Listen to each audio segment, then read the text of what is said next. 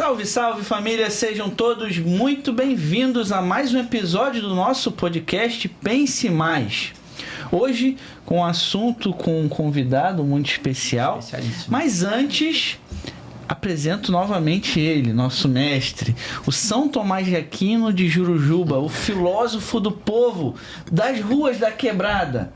Nosso mestre, professor Robson. Salve, salve, Felipe. Salve, salve, audiência. É um prazer estar aqui para pensar mais sobre a realidade, nosso mote. A realidade prepondera sobre a minha opinião e a realidade ela é multifacetada. Então a gente pensa mais sobre esporte, pensa mais sobre paixões, pensa mais sobre educação, pensa mais sobre universidade. Logicamente. E essa semana nós temos um convidado especial, especialíssimo, que vai falar para nós um pouquinho. Mas antes, eu quero fazer também menção ao CR7.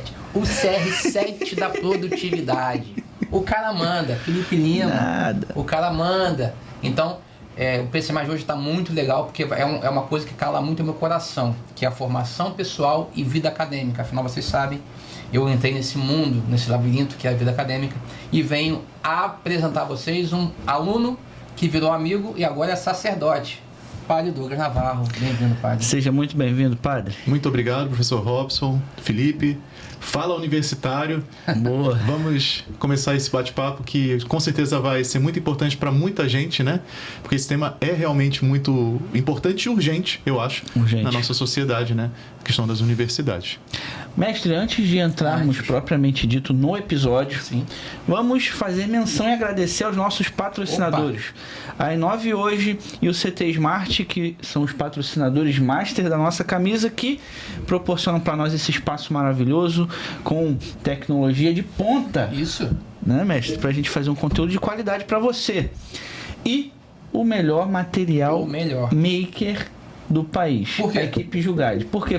Porque não é só tecnologia, não é só robótica, não é programação. É tecnologia com humanidade. Porque sem humanidade a tecnologia embrutece, homem. Embrutece. Então é uma forma que nós encontramos de levar a você, que é pai, mãe, educador, você que tem escola, não fazer com que o seu aluno perca o trem da história, mas sem tornar-se um robozinho, sem tornar-se uma pessoa embrutecida. Então, equipe Jugade Inovadores, o melhor material didático maker do Brasil. Já são mais de 10 mil alunos no país. 10 mil. Acredita, padre? Muito 10 mil alunos no Brasil, chegando a 30 escolas em todas as regiões do país, praticamente, ensinando virtude atrelada à tecnologia, o que é fundamental. Material didático dos 3 aninhos de idade até a 2ª série do médio no seu colégio, para o seu filho, para sua criança e adolescente do teu colégio. Então, o diretor vai colocar aqui na descrição o nosso site da equipe Jugade, o site também do CT Smart e as informações todas para você conhecer mais de perto esse material. Sem mais delongas, vamos para o nosso episódio, mestre. Nosso episódio está quente, hoje está quente. Então, o assunto principal é o seguinte: apostolado universitário numa sociedade que está perdendo as raízes cristãs. É um desafio. Eu já começo com o pé na porta. Porque eu sou assim. É mesmo? Você sabe. São Tomás, em Jurujuba não pode ser. Não pode ser. Tem que ser mais. Não tem muita coisa.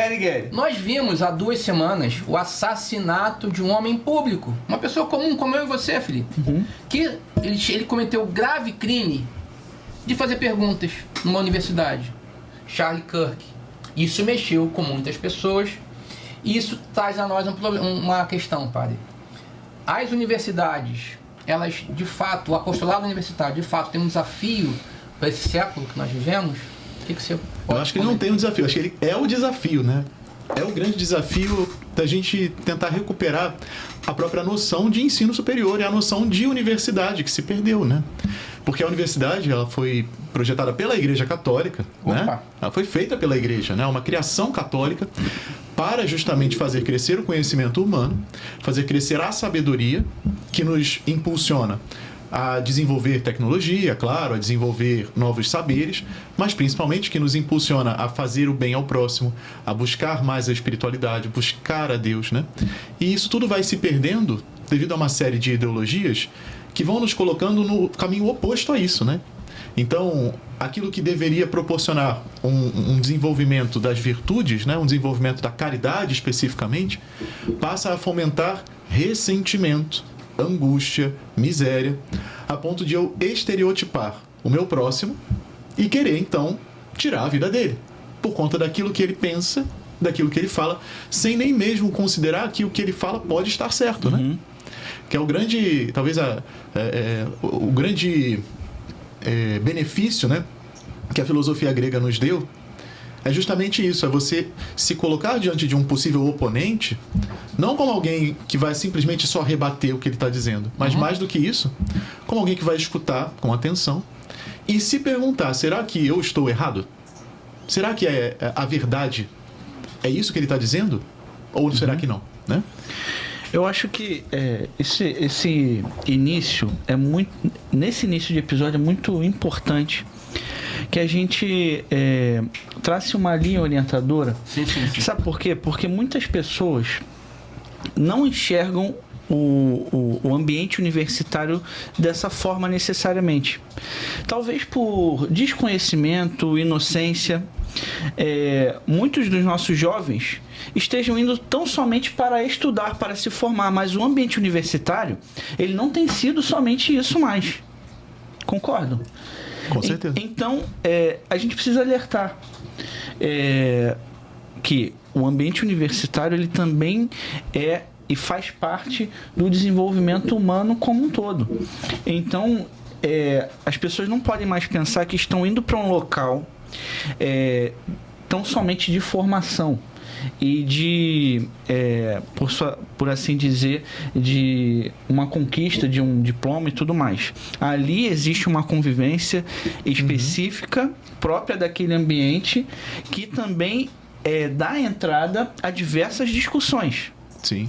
Que influenciam pensamento, que influenciam comportamento, que influenciam, mestre e padre, inclusive, tomada de decisão, porque é ali que estão se formando as cabeças da nossa sociedade. E porque o padre sabe disso, eu acabei pulando isso porque eu sou um cara muito ansioso, o padre Douglas, ele é pároco da paróquia de Nossa Senhora Rainha dos Apóstolos na UFRJ, no Fundão. Perfeito. Exatamente. Então ele trabalha com isso dia e noite. Além disso... Estou mergulhado nessa realidade, literalmente. Assessor inserido.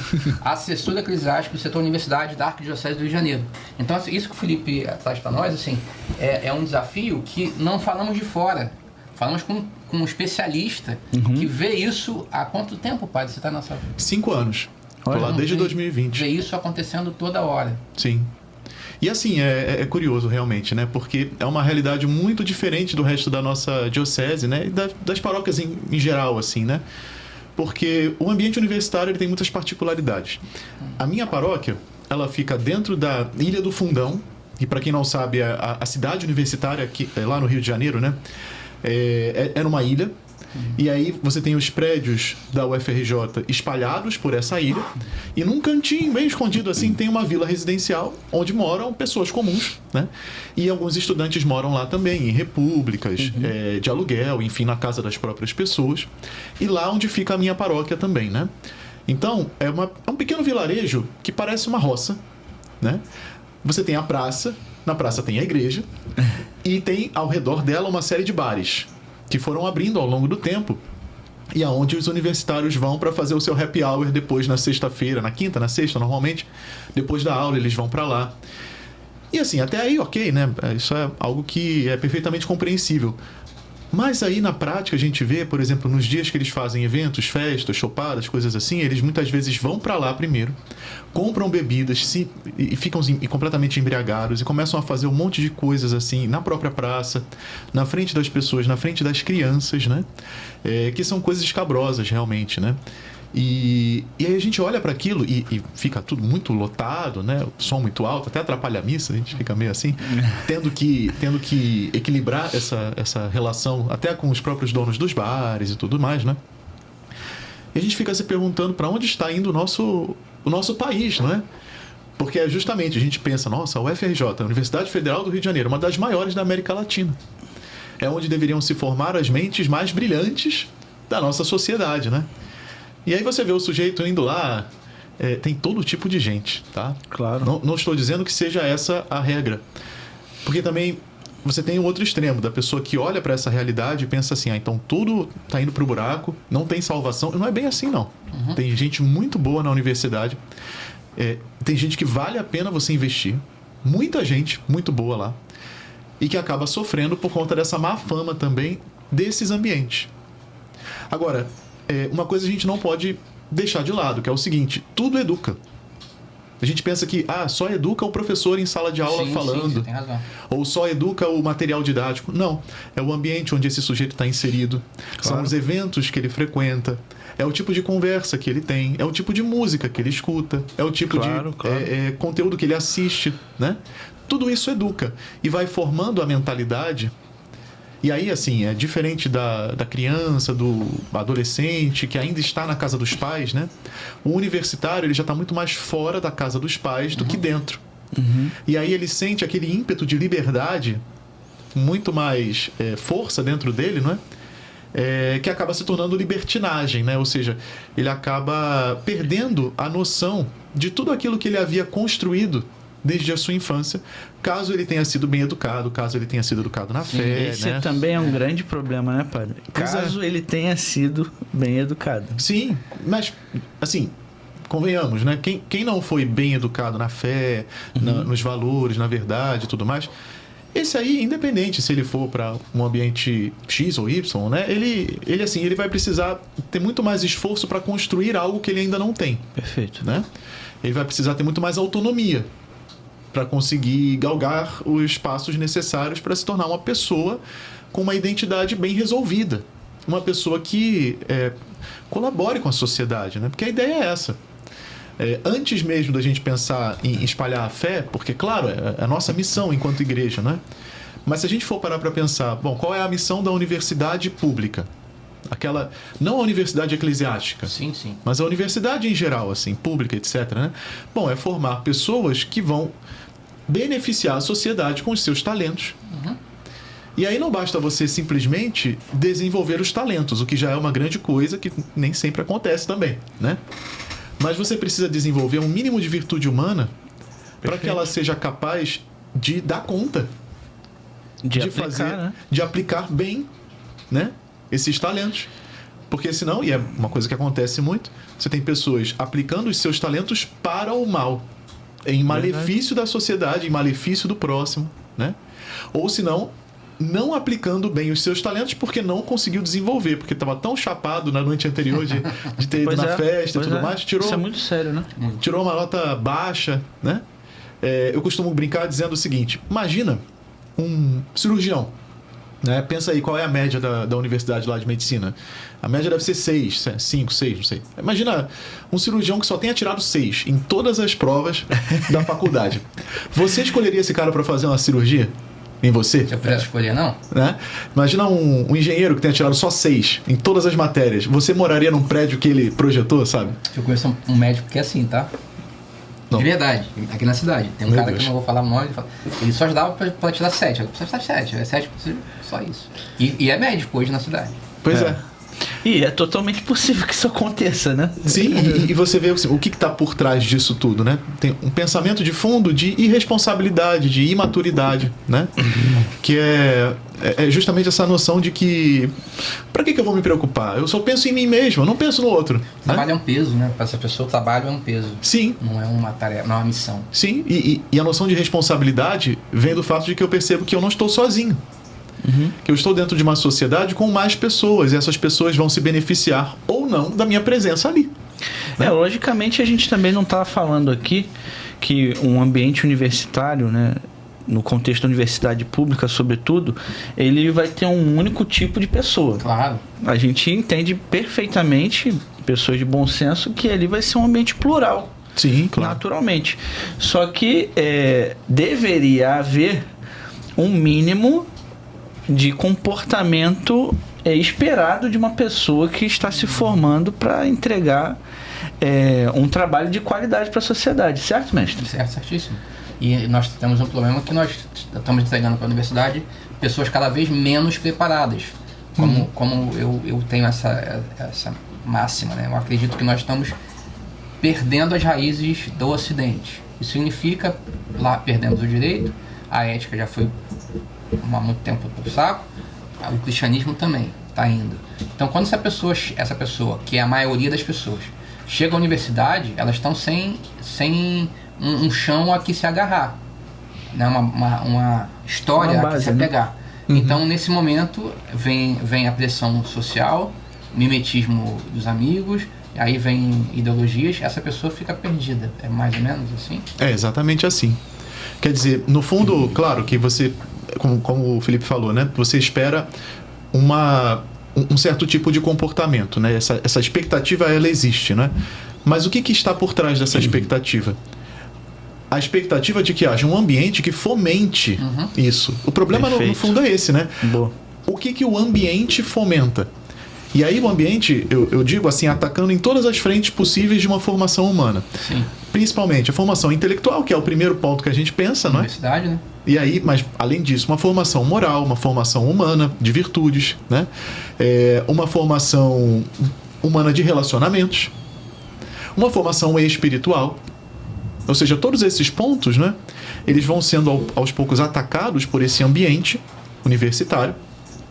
De modo que mesmo uma pessoa que tenha tido uma formação razoável na sua infância, adolescência, né, sendo aquele jovem genérico, educado pelos pais católicos na igreja, mas que às vezes não teve uma formação muito sólida de fundamentação da fé, não tem uma vida de oração muito mais firme, né? Aquele católico meio praticante, meio não praticante e tal, ele chega enfraquecido na universidade. E aí ele vai olhar para aquele mundo de possibilidades e vai enxergar aquilo como algo muito bom, como algo que vai torná-lo assim mais adulto, quando na verdade não.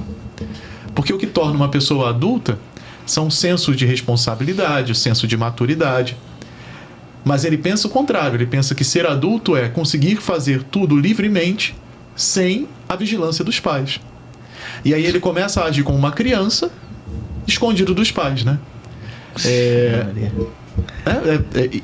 Tendo a ilusão do anonimato. A ilusão do anonimato, no caso, porque ele pensa, eu estou escondido, ninguém está vendo, né?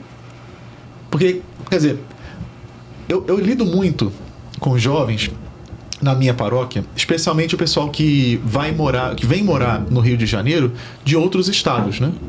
Porque acontece muito, depois desse desenvolvimento do SISU, né, da unificação do Enem para todo o país, então acontece que vem muito mais gente de fora do que antigamente vinha para morar. Inclusive isso tornou um problema para muitas universidades, porque não existe estrutura de alojamento suficiente para a quantidade de alunos que vêm de outros estados ou mesmo de lugares distantes do Rio de Janeiro. Porque a gente sabe que a cidade do Rio de Janeiro é muito grande também. Então, um sujeito que é de Santa Cruz, para estudar na UFRJ, tem gente que vai e volta todo dia. Mas eu acho uma maluquice isso. É muito mais... É muito longe. Pois é. Desgastante, cansativo. O custo-benefício é muito maior você morar ali, né? E não tem alojamento suficiente. Então, eles alugam casas, alugam repúblicas, né? Ali na área da minha paróquia, eu acabo tendo contato com muitos deles assim, né?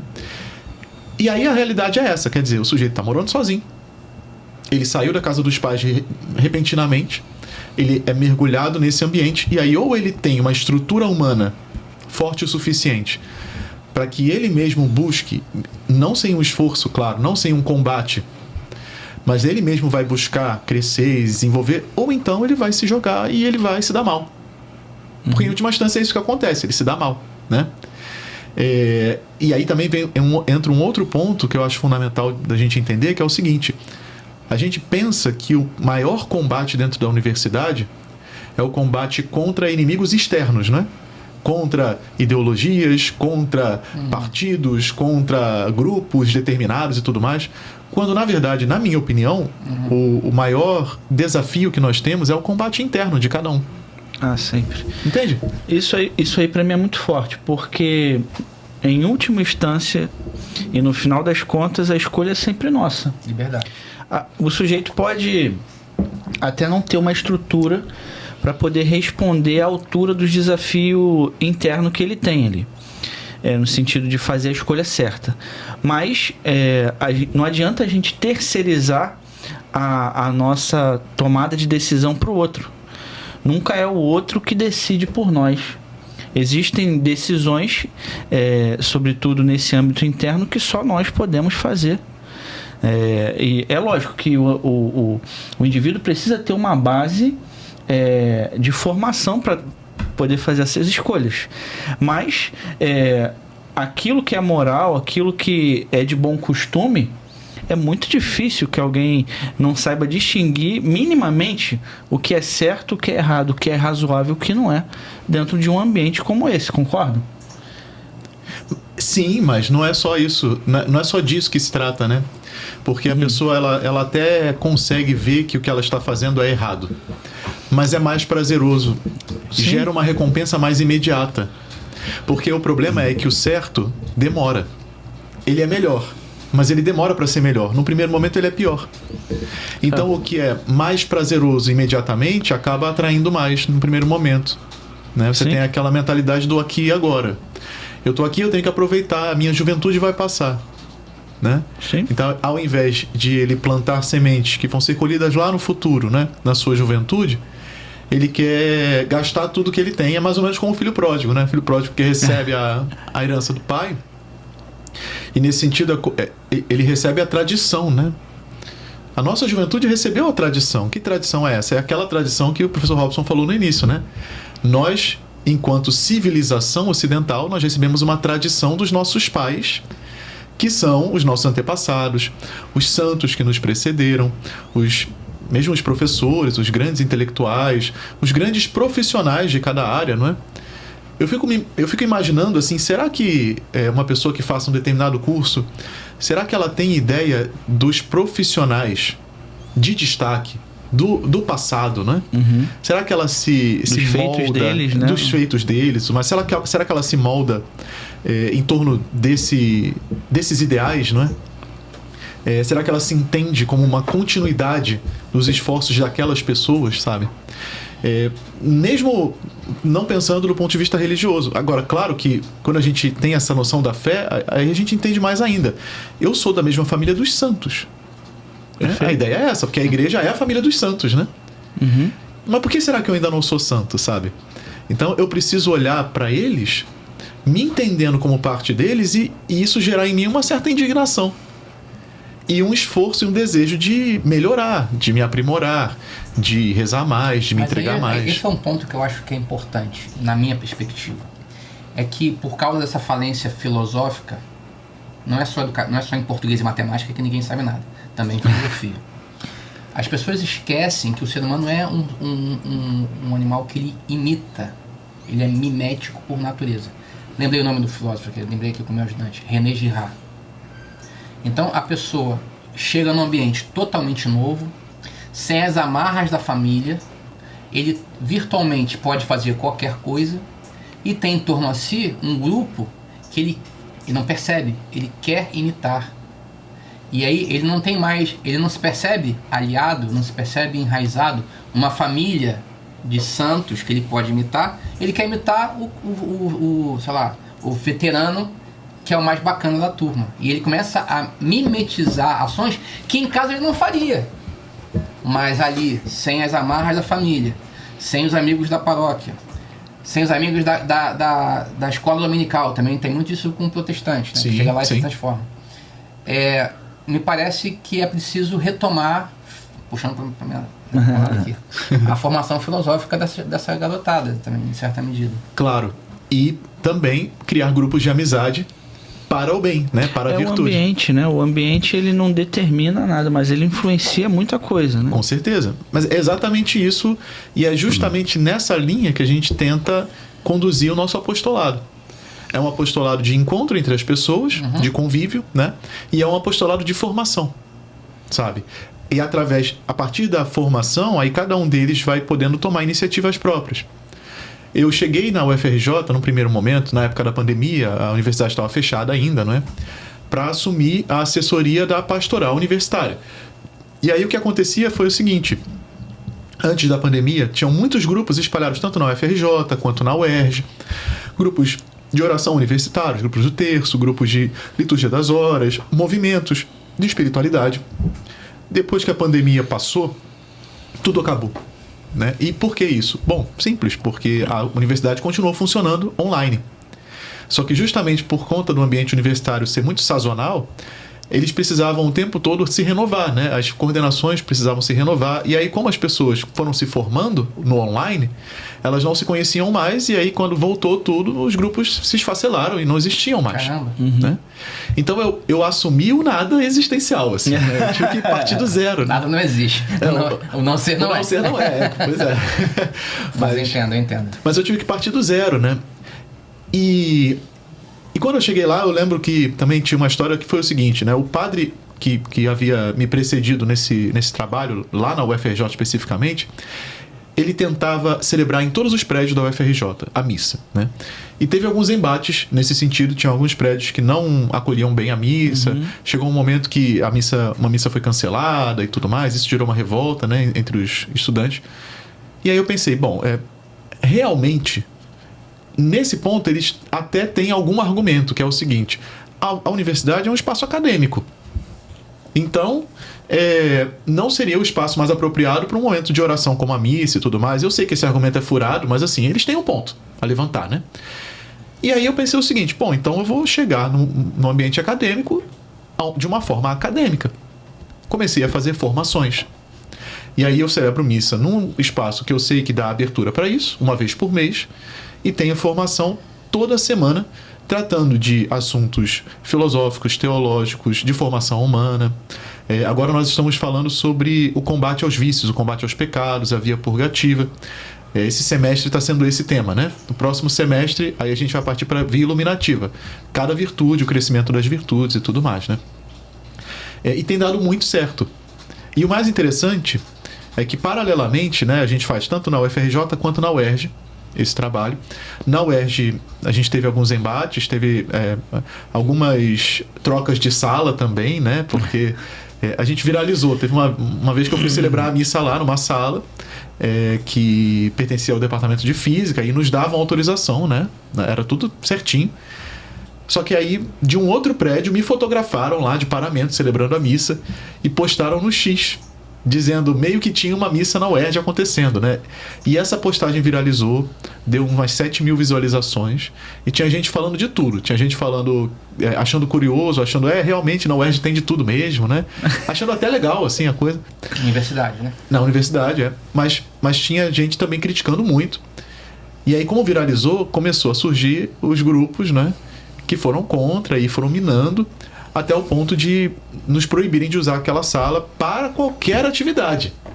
Até mesmo para as reuniões de formação. Nós não poderíamos mais usar.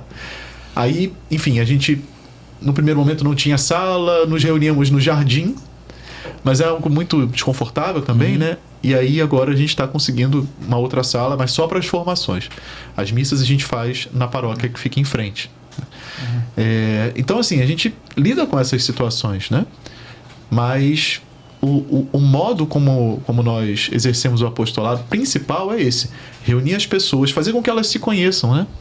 Porque às vezes você tem vários católicos ali que estão na universidade, mas como eles não sabem que são católicos, não gera essa identificação. Agora, por saber, por exemplo, você cruza depois com o sujeito no bandejão, você cumprimenta, você fala. Claro. E isso vai gerando um ambiente mais pacífico, mais harmônico para nós, né? Claro. Gadamer fala de uma coisa no Selitempo. Sein Zeit. Meu alemão é meio bernínico. Você não conhece bem. Selitempo, ele fala que o Dasein, ele tem a tentação de ser desterrado. É mais ou menos isso.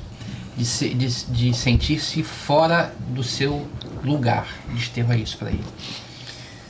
E você falou assim, a pessoa se sente solitária, encontra um bandejão, encontra um não sei o quê.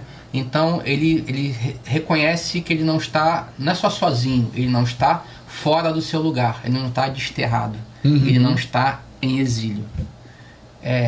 Então a ideia é mais ou menos essa, assim, né? Quer dizer, formar comunidades para que nesse deserto de quê? De humanidade? Não vou falar isso não. Nesse deserto que é a universidade, as pessoas entendam que não estão sozinhas, que têm irmãos, que não só comungam dos mesmos princípios, mas da mesma tarefa, Porque Sim. eu entendo, eu fui da UERJ durante 10 anos, eu entendo que a universidade para um cristão é uma tarefa, que alguns são chamados, eu nem sei se todo mundo é não, mas alguns são chamados a encarar essa missão. É isso aí que o senhor pensa também? Exatamente. Bom, quando a gente fala de exílio, né? Exílio é um dos temas que eu mais me dedico a meditar, enfim, a falar também a respeito, porque eu acho que ele retrata bem esse ambiente universitário, né? E o exílio não seria um exílio de humanidade, mas é um exílio de Deus, no fundo. É esse que é o ponto, né?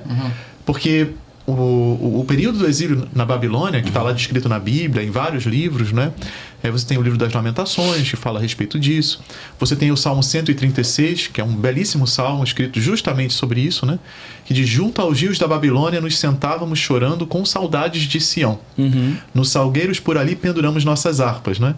E é curioso porque o salmo vai descrevendo como que os guardas da Babilônia interpelavam os israelitas, né? Eles diziam: cantai hoje para nós algum canto de Sião. Esse salmo é muito bom. E eles respondem dizendo: como havemos de cantar os cantares do Senhor numa terra estrangeira? Se de ti, Jerusalém, algum dia eu me esquecer, que resseque a minha mão. E esse é um retrato da universidade atual, na minha opinião. Porque o que era a Babilônia para os israelitas, né? Eles saíram de Jerusalém expulsos, né? Eles foram dominados militarmente. E quando eles chegavam lá, muitas pessoas pensam, por causa de toda essa choradeira que a gente vê na Bíblia, né? O pessoal acha que eles eram escravizados lá, como eram escravos no Egito séculos antes. Mas não. Eles eram cidadãos livres, eles só não podiam sair da cidade, né? Tanto é que, pelo livro de Daniel, a gente consegue ao menos ter indícios de que alguns cidadãos judeus alcançaram até altos postos dentro da Babilônia. O personagem de Daniel, ele vira o segundo no governo da Babilônia, no fim das contas, né? Então aí você tem indícios de que muitas pessoas ali talvez tenham galgado postos nessa sociedade, que era uma sociedade cosmopolita. Era uma sociedade que deslumbrava as pessoas que chegavam, né? Eles davam de cara com aqueles portais enormes, feitos em pedra azul, com imagens esculpidas em bronze. Era uma coisa fora do comum, sabe? Que colocavam o templo de Jerusalém no chinelo, sabe? Porque eles se sentiam meio que caipiras chegando na cidade grande. E era verdadeiramente uma civilização cosmopolita. Tinha gente do mundo inteiro lá. Tinha uma série de progressos tecnológicos, progressos humanos, progressos de pensamento. Todo mundo conversando sobre milhares de coisas lá. E, no entanto, os judeus não estavam felizes. Eles estavam tristes. Por quê? Porque eles estavam, primeiro, exilados do culto a Deus. E, segundo, porque eles perceberam que corriam um risco. O risco de perder a sua fé e perder a sua identidade. Sabe? Então, esses pontos são fundamentais para o universitário. Ele não pode perder a sua fé e ele não pode perder a sua identidade. Nossa. Né? Forte. Muito bom. É esse que é o ponto. E aí, como que ele faz isso, então? Num primeiro momento, precisa reconhecer a fraqueza dele. Por isso, no Junto aos Rios da Babilônia, nos sentávamos chorando. Sentar-se é humilhar-se. E chorar. Mas por que chorar, né? Bom, tem muitos motivos para eu chorar. Mas o choro deles era o choro por saudades de Sião, por saudades de Deus. Então, esse é o sentimento que o universitário católico deve ter. Ele deve ter saudade de Deus. Porque senão eu olho para essas coisas e eu começo a me revoltar, né? Mas eu me revolto por motivos humanos. Ou eu me revolto por uma irritação, porque eu estou sendo contrariado, né? Quando, na verdade, a minha revolta deveria ser porque Deus não é amado aqui. É por esse motivo. Deus não é amado aqui. A universidade, assim como a Babilônia, tem muitos progressos tecnológicos, humanos, científicos, tem muitos pensamentos, tem muita gente conversando de diferentes coisas lá dentro, sem Deus. Né?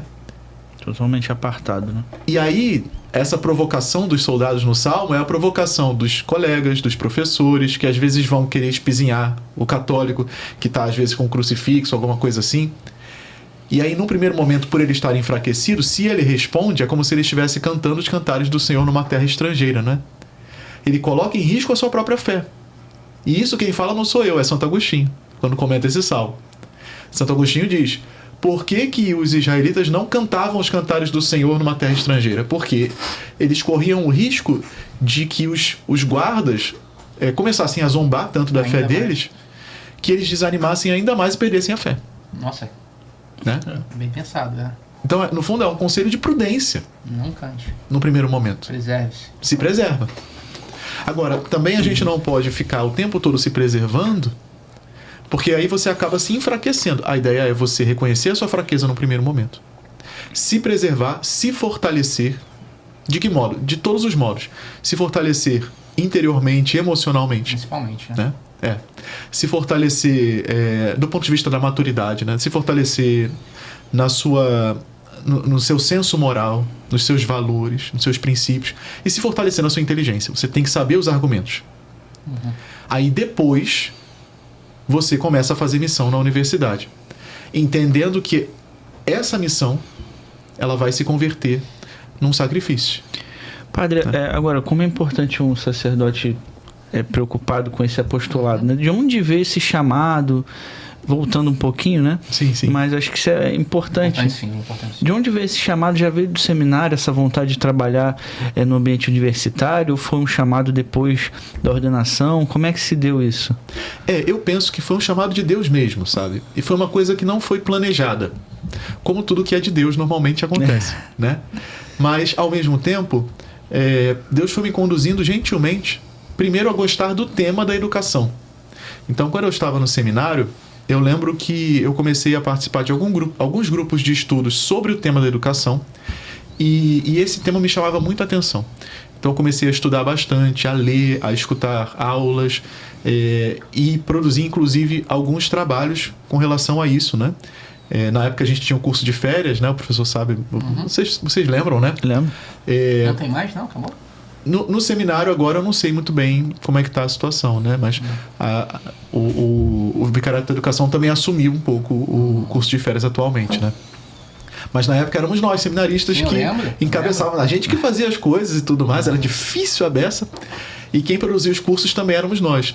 E eu escrevi uma apostila enorme sobre educação, que tratava do tema exaustivamente, tanto do ponto de vista filosófico, né? Nos princípios filosóficos de uma educação que não é a educação clássica, necessariamente, mas mais do que isso, uma educação para a contemplação da verdade, né? Que é mais até do que a educação clássica, que hoje nós temos tanto esforço de tentar conseguir fazer uma educação clássica, né? Mas a educação clássica ainda está abaixo da educação para a contemplação. Sim. Né?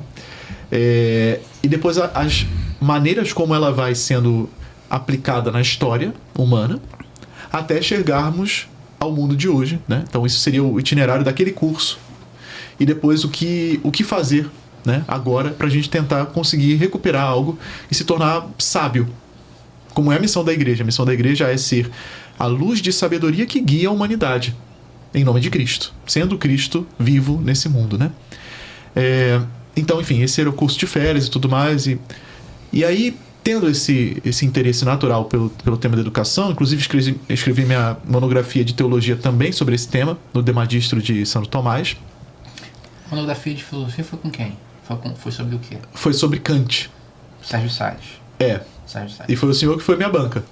Não lembro, eu acerto. Mas foi... Foi o Sérgio Salles, E foi... Aí, no Kant foi outra coisa, né? Foi sobre a religião nos limites da simples razão. Mas... eu escolhi o Kant por um motivo meio suicida, né? Foi porque foi um dos filósofos que eu tive mais dificuldade de entender. Aí eu pensei, não, eu tenho que entender esse sujeito, não é possível que eu não consiga. Vai cantar os cantares para os Babilônia? Não adianta. Aí eu escolhi o Kant por causa disso, né?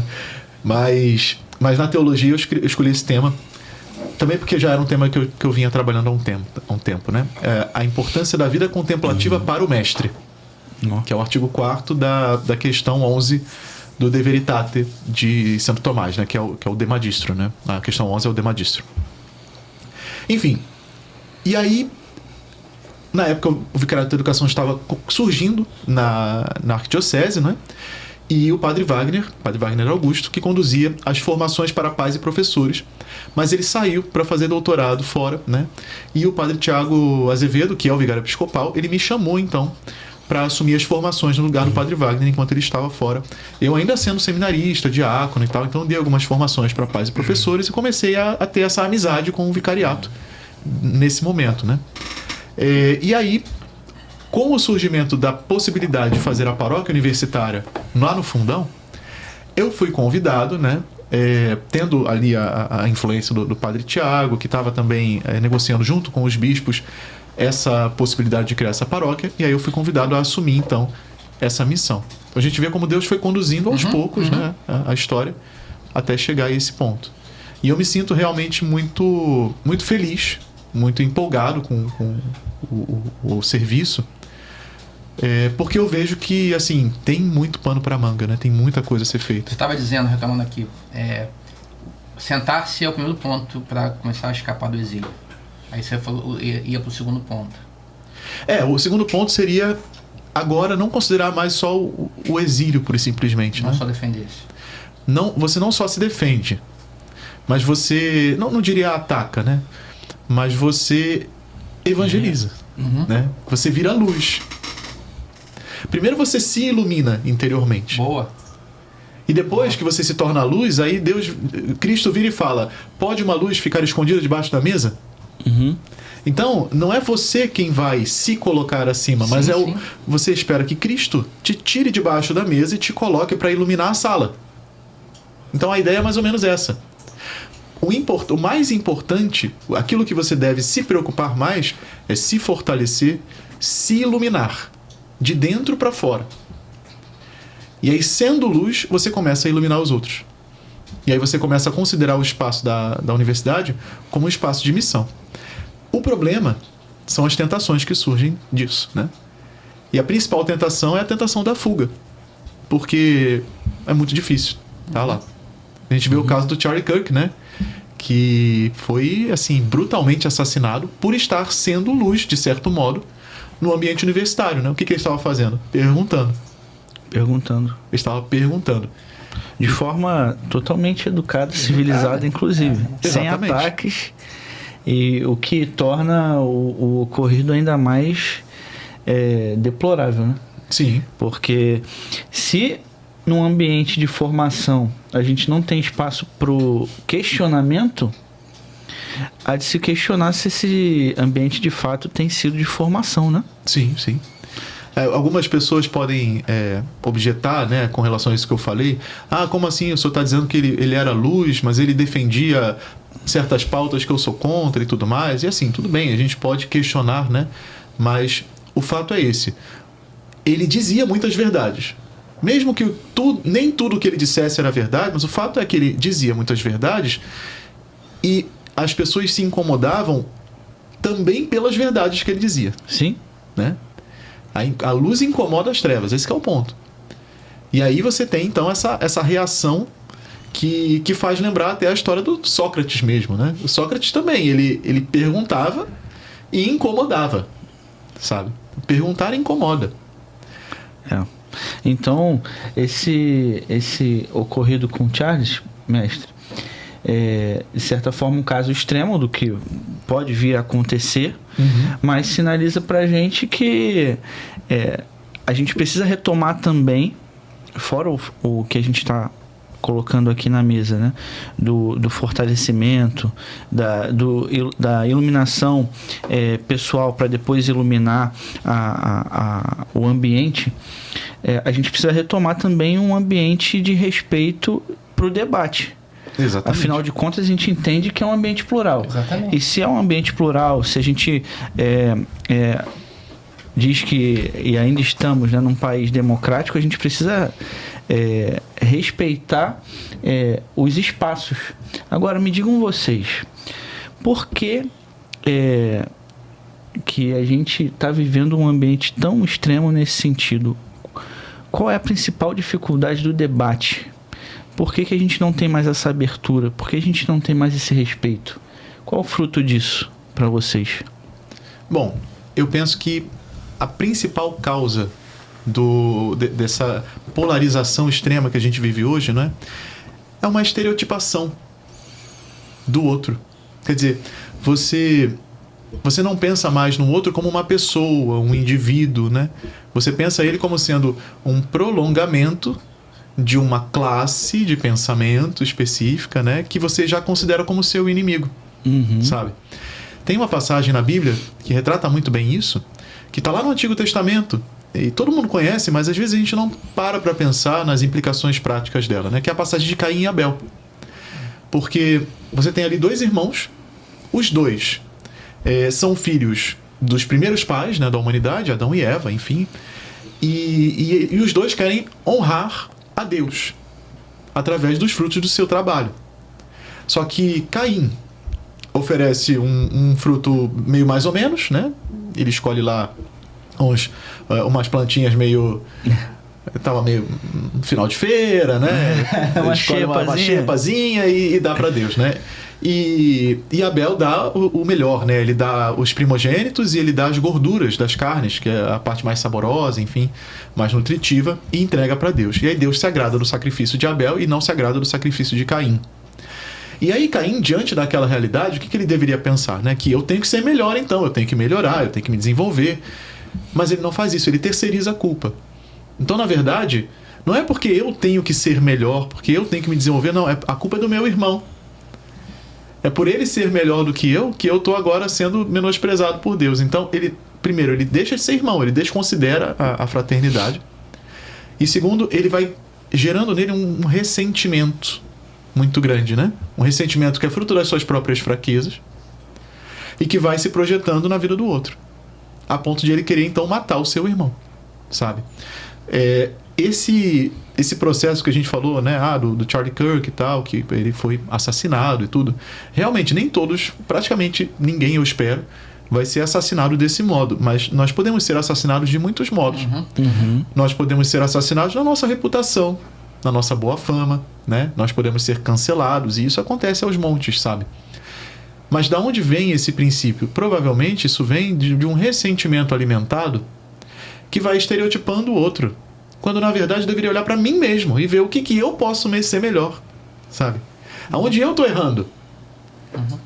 Porque muitas vezes o que eu olho que é defeito no outro, na verdade é uma projeção que eu faço de mim, sabe? Além disso, eu acho que também, padre, e te chamando para a conversa também, professor, esses ambientes que faltam com respeito e não abrem um espaço para o debate honesto, também, de certa forma, tem mostrado para a gente que esses espaços têm sido inimigos da verdade, né? Não se busca mais a verdade, se busca o interesse próprio, o interesse do seu grupo, se busca o extremismo. O que você acha disso? Então, eu acho que a gente falou aqui um pouquinho sobre isso, né? Eu falei aqui algumas vezes, universidade é o seguinte, devia ser um lugar onde todo diálogo fosse possível.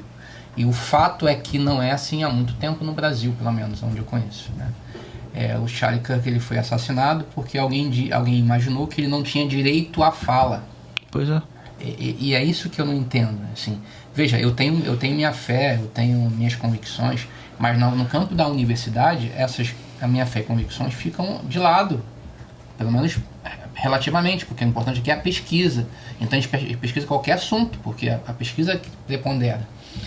Infelizmente, a universidade, eu não sei se até quanto, talvez o senhor saiba melhor que nós, perdeu esse caráter universal e está muito particularizado. E eu digo, eu falo para a audiência, eu não sou favorável a uma universidade católica, no sentido de que as questões que não são diretamente ligadas a nós têm que ser desprezadas. Não, a universidade católica tem que investigar, inclusive, as questões que não dizem respeito diretamente à fé. Porque é isso que é uma universidade. Você falando nisso, o senhor falando nisso, né? A universidade surgiu na Igreja Católica, no século XII, XI. Porque para nós isso é importante, a verdade prepondera, né, sobre todos os pontos.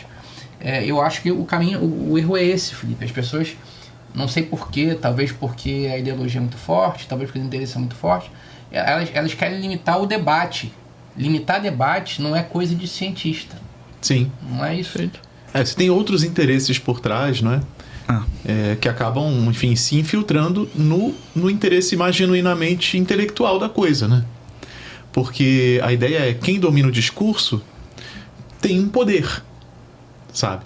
E então ter discurso, ter fala é ter poder. Mas nós vivemos numa sociedade em que o discurso cada vez mais vem se descentralizando. A prova é o senso, pense mais. Pois é. Sei. Quer dizer, quando que a gente ia ter a possibilidade de estar aqui, muitas pessoas assistindo hoje, numa circunstância dessas e tudo mais, sem ter uma emissora de televisão, com intermediando, né? Com um contrato da Anatel, uma coisa assim, enfim, com uma autorização do governo, ou seja, quem fala e quem fala sendo escutado, porque quem fala para ninguém escutar, aí não tem poder nenhum, mas quando a pessoa começa a ser escutada, ela começa a incomodar também. Porque vai se percebendo que ela vai ganhando um poder. E mesmo que seja um poder que ela não escolheu voluntariamente. Sim. Ela passa a ter esse poder porque o que ela fala é verdadeiro, né? A gente vê isso muito na história dos santos. Os santos, que são aquela luz que está escondida, Deus vai e coloca para iluminar todo mundo. E aí? Às vezes você tem um santo que está se escondendo, ele não quer falar, ele não quer... Mas todo mundo está buscando ele, sabe? Eu vejo muito na história de São Bernardo, isso, São Bernardo, século XII, né? Ele foi um santo monge, né? Quer dizer, ele reformou lá os cistercienses, criou o ramo trapista. E ele estava lá quietinho no cantinho dele, sabe? Rezando lá, piedosamente. E de repente começava a aparecer um monte de gente, começava a aparecer reis católicos pedindo conselho dele. Como é que eu faço para resolver tal guerra? O que eu faço? Né? Os bispos também na diocese, tem um conflito lá com os padres e tal, heresia e tudo mais. Aí daqui a pouco o Papa chamava São Bernardo para ir num concílio, para dar pitaco. Ele só queria ficar lá. Ele queria ficar na dele. Aí tem uma história engraçada de um cardeal, né? Que diz que esse cardeal ele escreveu uma carta para São Bernardo, mandando assim: fiquei sabendo que o senhor está andando a beça aí pelo mundo, resolvendo o problema de todo mundo, e está errado, porque monge tem que estar no mosteiro, tem que ficar só rezando e tal, então você está proibido agora de sair do mosteiro. Aí diz que São Bernardo recebeu essa carta assim, aí respondeu a carta pro cardeal, né? Falou: senhor cardeal, muito obrigado, o senhor não sabe o tamanho desse favor que o senhor está fazendo para mim. Agora eu só peço o seguinte: o senhor manda um anexo dessa carta pro Papa, pro bispo fulano de tal, não sei o que, pro rei tal, assinado São Bernardo. Aí diz que o cardeal recebeu essa carta e falou assim: pô, esse homem é santo mesmo, não vou fazer nada disso não. Deixa isso pra lá. Deixa pra lá, deixa assunto de Deus. Claro. Então é assim, sabe? Quem busca demais a própria fama, muitas vezes não consegue fazer tanto bem quanto aquela pessoa que não busca, mas Deus mesmo ele se providencia a coisa de acontecer, né? Agora, também a gente não pode simplesmente se esconder e fingir que nós somos alguém que nós não somos. Esse é o grande mal do católico bem formado dentro da universidade. Você tem dois tipos de católico na universidade. Aquele que é fraco na fé, e aí esse precisa considerar a realidade do exílio, né? Se esconde e se fortalece. Esse é um caso. Especialmente, a gente estava falando no início, né? O sujeito que é sanguíneo, que parece aquele cachorro golden, né? Que abana o rabinho pra todo mundo, assim, vai com todo mundo, né? Aí esse sujeito fala: não vai com todo mundo. Senta aqui, você tem que fazer isso, reza, faz silêncio, para de ir na onda desse fulano, de ciclano, beltrano, acabou, se confessa, comunga e vira santo. Pronto, esse aí é um caso, né? Não estou dizendo que todos os sanguíneos sejam assim, não, mas enfim. Sim. E tem um outro caso, que é um sujeito que já por exemplo, ele é coordenador de pastoral na paróquia dele, ele tem uma fé muito convicta, é um sujeito que está engajado em algum movimento, alguma espiritualidade, faz retiro todo mês, tem formação, sabe? É uma pessoa madura na fé. Chega na universidade e ele pensa: não é comigo. Para que eu vou me importar com isso? Deixa que outras pessoas façam. Mas é justamente ali que você deve exercer a sua missão, sabe? Porque ali é o espaço, é a terra de missão, é terra de ninguém, porque é terra de todo mundo, né?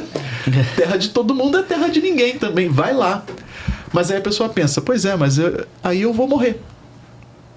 Porque eu vou ser assassinado na minha reputação, eu vou ser assassinado na minha carreira, eu vou ser assassinado na minha vida.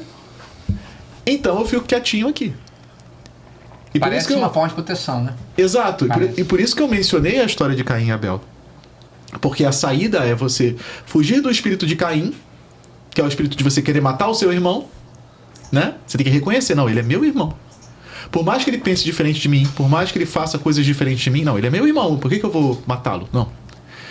Mas o espírito é o inverso desse. É eu querer me sacrificar. O espírito de Abel, que é o espírito de Cristo crucificado, né? O Cristo se sacrifica para redimir a humanidade.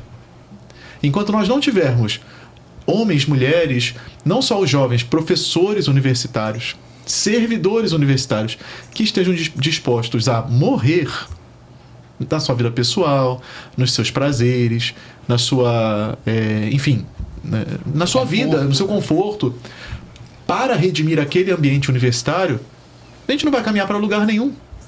Essa é a verdadeira espiritualidade católica universitária, ao meu ver, sabe? Aceita o martírio como a sua missão. E vai, né? Então, no primeiro momento, a gente pode olhar para essas situações e sentir medo. E é normal sentir medo, todo mundo sente medo, né? Mas aí você se reveste do Espírito Santo, se reveste de coragem e vai, e encara. Filipão, não sei se você está acompanhando, mas está tendo um... Estão falando de um avivamento no Brasil. Opa. Muitos mesmo, protestantes convertendo, muitos. Gente grande, pastores, apóstolos, né? gente normal, às vezes gente sem função na igreja e tal. Comparando o início do seu apostolado lá na universidade, na pandemia, e agora, o senhor vê um reavivamento? Você vê um sopro? Eu ia perguntar isso também, como é que está essa reação, né, por assim dizer, dos que estão acolhendo essa missão, esse apostolado? Porque não tinha nada, agora tem, né? Sim. Quer dizer, não tinha nada, tinha o padre anterior, mas não nesse formato, né? Então, a gente... É difícil a gente mensurar essas coisas porque nós enfrentamos muitos entraves burocráticos antes de chegar às pessoas em si, né? Mas eu percebo que o número de pessoas que frequentam os grupos tem aumentado, sabe? Inclusive tem um rapaz que é protestante, mas ele disse, olha, padre, eu gosto muito das suas formações, eu quero continuar indo. Beleza, vai, ótimo, pode vir, perfeito. Ótimo. Porque a ideia é a gente formar quem quiser, sabe? Não é? O meu foco, claro, num primeiro momento são os católicos, porque são os exilados, né? Mas, assim, você querendo vir, perfeito, maravilha. E aí a gente vê um crescimento. E principalmente um crescimento qualitativo, eu acho, sabe? São jovens buscando uma formação sólida, buscando espiritualidade sólida, buscando aprofundar, ir a águas mais profundas. Eu tive, nos 2 primeiros anos de paróquia, 2 vocações sacerdotais, saindo de universitários. Que legal, pai. São excelentes vocações, né? Então lá, são seus alunos, inclusive. Aí, ó. João Pedro. Não. Janderson e o Wallace. Janderson. O Wallace, não tô lembrando o Wallace. São da mesma turma. Cantor. Isso aí. Legal. Isso aí. Mas 2 baita frutos já, né? Os 2 da são... pastoral, ué. Que legal. 2 bons alunos. O Janderson diria que é um excelente aluno. Pois é. Depois é bom cortar essa parte, eu acho. Pra não falar aqui, depois você corta. Quando ele tá acordado. pra não expor também e tal, né? Mas assim, foram... Pra guardar. Depois corta aí, diretor, essa parte. Mas foram 2 vocações sacerdotais saídas do ambiente universitário. E são pessoas assim que estão buscando de fato, sabe? Não só eles, mas outros também. Você tem vocações religiosas, você tem, enfim, vocações para a vida leiga, pessoas que se casam, pessoas que são felizes na fé, que assumem trabalhos importantes nas paróquias. Isso até é um ponto importante, quer dizer, os párocos nas paróquias, eles precisam às vezes se dar conta da importância da missão também dentro da universidade e entender que esse trabalho que a gente faz, ele entra como um complemento importante para que aquele jovem que sai da paróquia não perca a sua fé e depois, quando ele volta para a paróquia, ele volta tendo condições de assumir ainda melhor as possíveis funções e as missões que são necessárias serem assumidas ali, né? Então eu percebo muitos, por exemplo, na minha paróquia, né, muitos casais jovens também com famílias numerosas, buscando viver a fé, buscando viver a santidade. Pessoas que realmente se interessam com intensidade, né? Eu acho que isso é o mais importante. O senhor acha que falta aos pais católicos a noção do que é a vida acadêmica para preparar os seus filhos? Falta. Eu vou completar.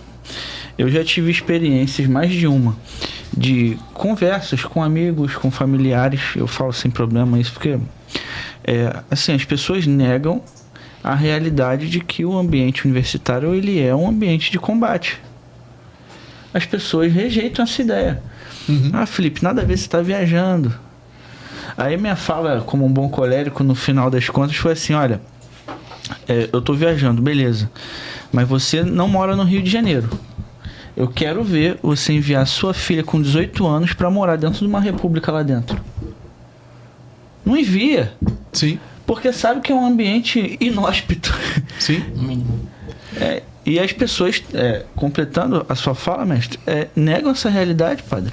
E mesmo quem não mora em república necessariamente, o simples fato de você estar ali dentro, né? Sim. Tendo aquelas aulas, convivendo naquele ambiente, você vai se moldando ao ambiente, não é? A ideia, nós não conseguimos passar muito tempo assim, pelo menos confortavelmente, né, falando, deslocados do ambiente onde nós estamos, sendo totalmente outros, né? Exato. Por isso que a ideia é gerar ambientes de sanidade mental, eu costumo brincar assim, né? Um reduto de sanidade em meio ao caos universitário, sabe? É um ambiente em que você possa ser quem você é, sem ficar o tempo todo preocupado de que alguém vai te repreender, vai te recriminar, vai te julgar, sabe? Para que a pessoa sobreviva aquele período ali bem, assim. Uhum. E é lógico que a gente não pode generalizar também. Tem bons professores, tem bons funcionários, tem bons servidores, tem bons colegas também que estão ali dentro. E aí é fundamental você encontrar essas pessoas, você se unir a elas, né? Porque mesmo os bons professores às vezes se encontram isolados, né? Exilados, melhor dizendo, né? Uhum. Porque ele, na sala de aula, quem manda é ele, mas bom, será que os alunos concordam com o que ele fala? Dentro da sala de professores, dentro do convívio também com os seus coordenadores, enfim. Eu acho que para os professores e para o corpo mais alto, vamos dizer assim, de um ambiente como esse, ainda fica mais difícil, viu? Eu conheço um caso aqui na UF, em que alunos provocados pelo DCE denunciaram professores. Sim. E eles, nesse caso concreto, um deles quase perdeu o emprego. Nem sei É aquela coisa, né, de não faz parte do sistema, Patrulha. vamos excluir ele do sistema. É meio que assim, né? Sim.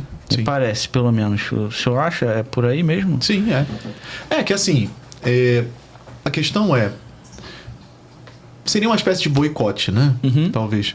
Cancelamento. É um cancelamento, Eu acho né? que é mais que isso, é patrulha. Mas é uma patrulha, Eles ficam assim. lá vigiando, usando uma palavra. A questão é que não é a maioria dos estudantes que está fazendo isso. São grupos organizados, sabe, que estão... A proposta deles é essa, eles estão ali para isso, Exato. né? E aí você se vê, assim, numa situação realmente de perseguição escancarada, né? Nesses casos específicos, né? Bom, o que fazer diante disso? Você tem que ir andando na corda bamba, às vezes saindo pela tangente, né? Você tem que aprender a sobreviver naquele ambiente. É complicado, sabe? É difícil mesmo. Uhum. É um assunto, mestre, que dá pano pra manga, que dá livro, que dá curso, que dá mais uma série inteira de podcasts. Mas pra gente encaminhar aqui pro final do nosso episódio, padre, algumas dicas práticas pro jovem que quer entrar nesse ambiente, né? Obviamente ele está estudando para isso, para o Enem, de repente vai entrar no que vem, ou para o jovem que está iniciando essa jornada, e até para aquele que está ainda meio perdido, já está nesse ambiente há um tempo. O que o senhor daria de dica para que esse jovem possa, nesse exílio, nessa dificuldade toda, sobreviver bem, e não só sobreviver, mas como também ser uma luz? Bom, a primeira dica fundamental que eu dou é a seguinte: siga o apostolado universitário. Opa! Ótimo, padre. Boa. Aí. @apostolado universitário. Pode seguir lá, porque a gente coloca conteúdos semanais, né? Eu tento, nem sempre eu consigo dar conta de colocar, mas eu coloco sempre conteúdos lá. Que é justamente para tentar acessar esse pessoal que a instituição está ali se defendendo de nós, né? E aí eu não consigo entrar na sala de aula para falar com ele, então eu entro pela via da internet, né? Graças a Deus a gente tem esse meio hoje em dia para fazer essas coisas, né? Além disso, bom, eu diria, o primeiro sentimento, entrou na faculdade, o sentimento que você tem que ter, saudades de Deus, é isso. Tenha saudades de Deus. E sinta-se incômodo. Deus não é amado aqui. Por mais deslumbrante, por mais incrível, por mais maravilhosa que seja a faculdade, porque ela tem muitas coisas deslumbrantes lá, sim. A gente tem que dar o braço a torcer e reconhecer. Tem pesquisas sensacionais, tem projetos incríveis, tem, por exemplo, intercâmbios e oportunidades que podem mudar completamente a sua vida. Isso é muito bom, são coisas muito boas, a gente tem que valorizar. Mas, institucionalmente, aquilo lá está longe de Deus. Então você tem que, por dentro, ter essa angústia, né? Da distância de Deus, da saudade de Deus. E aí você começa então a estudar e rezar. De verdade. Você tem que rezar muito, você tem que estudar muito. Como é que tem que ser o seu estudo? O seu estudo tem que ser para você tirar uma nota boa, claro, mas mais do que isso, paralelamente ao que o professor ensina, você estuda a verdade. Estuda bons autores, sobre aqueles temas mesmos que você está aprendendo na faculdade. Estuda sobre a fé, sobre a doutrina da igreja. Procura aprender bem os argumentos, né, a favor da sua fé. É aquilo que o nosso Senhor recomenda, dar razões da sua fé, né? E na vida espiritual, primeiro passo fundamental, faz um excelente exame de consciência e uma confissão geral. Vou entrar na universidade, o que eu tenho que fazer? Confissão geral, primeira coisa. Antes de ir pro primeiro dia de aula, né? Não vai no trote, que não é bom, e não vai na chopada de jeito nenhum. Né? Chopada calorada, esse negócio, passa longe disso, porque isso é furada total, sabe? Procura se aproximar de pessoas que queiram estudar muito e que queiram ser muito boas como você, né? Tenta ser o melhor que você pode ser. E aí, paralelamente, você estuda também as razões da sua fé. E aí, depois, conforme você vai se fortalecendo, né? Fazendo uma boa confissão, busca os sacramentos. Se você não é crismado, busca fazer a crisma. Busca participar dos encontros da pastoral universitária, independente de onde você esteja. Se não tiver encontros da pastoral universitária, junta colegas que sejam católicos, vamos rezar o terço, vamos fazer uma Lexio Divina, qualquer coisa. Começa a fazer alguma coisa e aí você começa a fazer missão, né? E entendendo que ali você vai entregar a sua vida a Cristo. Mais do que simplesmente se tornar um bom profissional. A sua vocação é também redimir o ambiente da universidade. Essa é a vocação do universitário, do professor, do aluno, do servidor, enfim, essa é a vocação. Legal demais. Episódio, hein? Que é isso? Baita episódio. Muito bom. Considerações finais, mestre? Bom, já deixo aqui um convite para o segundo ponto, uma segunda episódio do podcast, porque esse assunto, eu falei a pergunta, eu vou guardar para a próxima. Desses 3 pontos, o servidor, do professor e o aluno, qual é que está mais em risco? Eu vou deixar para a próxima. Maravilha. Porque para mim, eu acho que, é muito bom, né? É bom ter gente interessante, gente inteligente. O pai Douglas foi meu aluno, coitado. Mas me superou em muito, né? É bom demais. E está tendo um trabalho brilhante aqui na Arquidiocese do Rio de Janeiro. E certamente o que o senhor disse serve para outras universidades, né? Isso que Sim, claro, né? Claro. Encontrar-se. A ideia é que a gente espalhe cada vez mais, sabe, essas noções, né? Não sei se dá tempo de falar rapidinho sobre o brasão do apostolado universitário. Que tem um brasão, né? E o brasão eu pensei exatamente para ressaltar esses pontos. Você tem no centro do brasão uma árvore. E que árvore é essa? É a árvore da mostarda, a mostardeira. Fé. Porque Nosso Senhor, ele fala, uma das parábolas do reino é a parábola do grão de mostarda. Sim. Ele diz, o reino dos céus é semelhante a um grão de mostarda, que é a menor de todas as sementes, mas quando plantada na terra, torna-se a maior de todas as hortaliças, e os pássaros do céu vêm abrigar-se na sua sombra. E isso é uma metáfora, não apenas do ponto de vista do crescimento na graça, mas também da maturidade espiritual, né? Uhum. Então é um símbolo do esforço principal que o jovem precisa ter ao entrar na universidade, é crescer na maturidade, em todos os aspectos, especialmente maturidade espiritual, né? Acima da árvore está a hoxa consagrada, que é um símbolo que remete ao nosso tesouro, né? O tesouro escondido, pelo qual vale a pena você vender tudo que você tem para comprar o campo onde está escondido o tesouro, né? Porque o tesouro é muito mais valioso do que o campo, do que o dinheiro que você tem para gastar, né?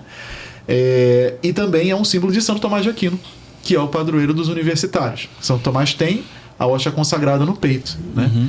Então, nesses 2 símbolos, e o fundo é azul, simbolizando a Virgem Maria, né? Que é a nossa mãe, a sede da sabedoria, e a rainha dos apóstolos também, lá na nossa paróquia universitária. Então, que nós possamos ter também esses mesmos focos, né? O foco do crescimento na maturidade e o foco da do tesouro escondido da nossa fé, que é a Eucaristia, a hóstia consagrada, é o sacrifício de Cristo, é o nosso alimento e a nossa força para vencer todos os combates. É isso. Bom demais. Bom demais. Depois de um episódio desse, mestre, o que você, pequeno gafanhoto, que está nos assistindo, pode fazer? Se inscrever no canal. Por favor. Curtir esse vídeo, compartilhar esse conteúdo para que ele chegue a mais pessoas, a mais universitários que estão precisando dessa contribuição, dessa ajuda. No mais, o Pense Mais é justamente esse ambiente de você poder enxergar e visualizar a realidade com olhos inteligentes, com olhos que possam agregar valor para você, para sua vida profissional, pessoal e social também. É isso aí. Né, mestre? Isso aí. Então, muito obrigado, padre, Muito obrigado presença. pelo convite. Vão ter outros episódios, já foi feito o convite ao vivo. Amém. Tá bom? Então, sua bênção, obrigado por nos prestigiar aqui Isso, com esse episódio maravilhoso, tá bom? Certamente vai ajudar muitas pessoas. Obrigado, eu que agradeço. Deus abençoe vocês. Deus abençoe vocês que nos assistiram também. E podem contar conosco. Sigam lá o Apostolado Universitário. Com certeza vocês vão ter muita coisa boa por lá.